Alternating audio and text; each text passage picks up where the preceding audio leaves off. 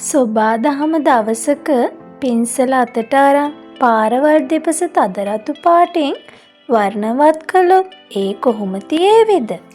හරියට අහසින් වැටුණු රතු ගිනි දැල් වගේ මුළු පරිසරයම එකම මල් යායක් කරන මේ අපූරු මල් වර්ගය අපි හැමෝම දන්නේ මැයි මල් නමින්. හැබැයි ඔබ දන්නවාද මේ මල් ගස ලෝකයට හමු වුණේ හරිම අහම්බයකින් සහ ලොකු අභියෝග මැද්දේ කියලා. අද අපි මැයි මලේ ඒ සැඟවුණු ඉතිහාසය සහ එහි තියෙන සුවිශේෂී ලක්ෂණ ගැන කතා කරමු. මැයි මලේ නිජබිම වෙන්නේ අප්‍රිකාවට අයත් මැඩගස්කරයේ දූපතයි. වර්ෂ 1820 ගණන් වලදී ප්‍රංශ ජාතික උද්භිද විද්‍යාඥයෙකු වෙන්සෙලස් බොජර් විසින් ප්‍රථම වරට මේ ශාකය මැඩගස්කරයේදී සොයාගනු ලැබුවා.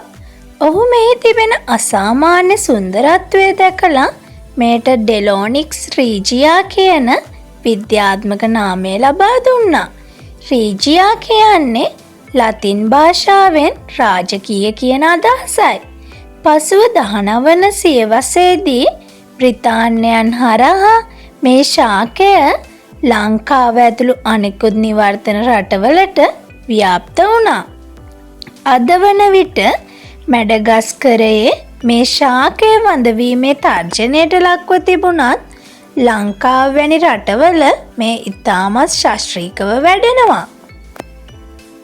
මැයි මල කියන්නේ හුදෙක් ලස්සන මලක් විතරක් නෙමෙයි.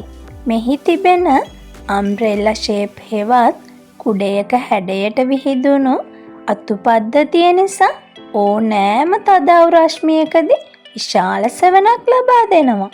මෙහි පත්‍ර බයිපිනේට් ලෙස හඳුන්වන අතර ඒවා හරියට කුරුළු පිහාටු වගේ සියුම් ලක්ෂණ පෙන්නුම් කරනවා.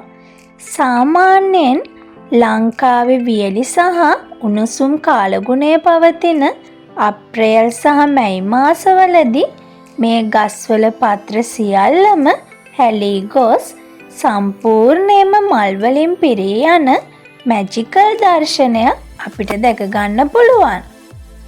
මැයි මලක විහුය දෙස බැලූ විට එහි පෙති 5ක් තිබෙනවා.